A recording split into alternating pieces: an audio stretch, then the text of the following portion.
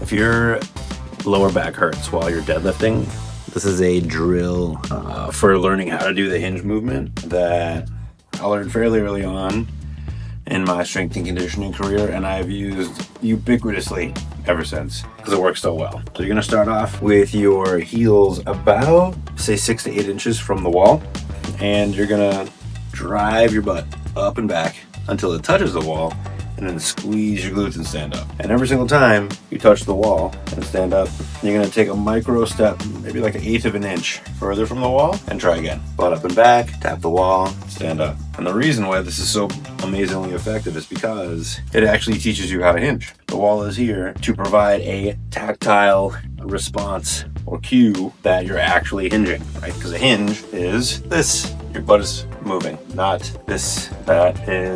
There's a whole lot of knees in there, which complicates the hinge. And if you're trying to do a deadlift, typically what'll happen that'll make your back hurt is not so much the knees actually, it's that you're doing this hinge and you're not fully engaging flexion and extension in the hips. Instead, what you're doing is you're kind of doing one of these, and then your back starts to round as well. And then when you try and come up, that your back actually ends up being the primary mover in the movement, in the exercise, rather than your powerhouse, hamstrings and glutes.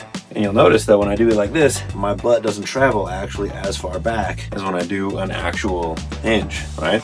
So that's why the wall is so helpful, because you can actually tell that my butt is traveling back or not, because it's either touching the wall or it's not. And by definition, if you're touching the wall, you're doing a good hinge, you're probably not rounding through your low spine. Nice neutral spine, glutes are active, is a safe hinge and a pain-free deadlift. So keep walking away from the wall every rep until you get to the point where you can barely, so like for me it's right about here. Right here, I'm starting to lean into the wall instead of have my weight fully on my feet. And then you know about like what it should feel like when you're doing a strict hinge. How far back you can go.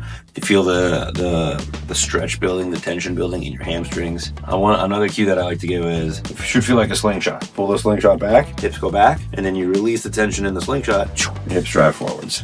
That's your deadlifts, particularly your Romanian deadlift, because if you're doing a regular deadlift, there is going to be a little bit of knee flexion to get the weight all the way down, assuming you're doing barbell. But it's especially also your kettlebell swing. Kettlebell swing is just a pure hinge. So your kettlebell swing, the full range of motion should look exactly like this, right? If your low back is feeling a little tweaky when you're doing a deadlift, that's a sign. Stop doing it the way that you're doing it. Start doing some butt touches instead, and figure out that movement pattern, that hinge pattern first. Learn how to get it 100% in your legs. Your spine is just there. Those muscles are just there to synergize, to help you maintain your neutral spine position. They're not supposed to lift the weight off the floor. Got it? You can thank me later. I just saved you tens of thousands of dollars worth of medical expenses from your back surgery.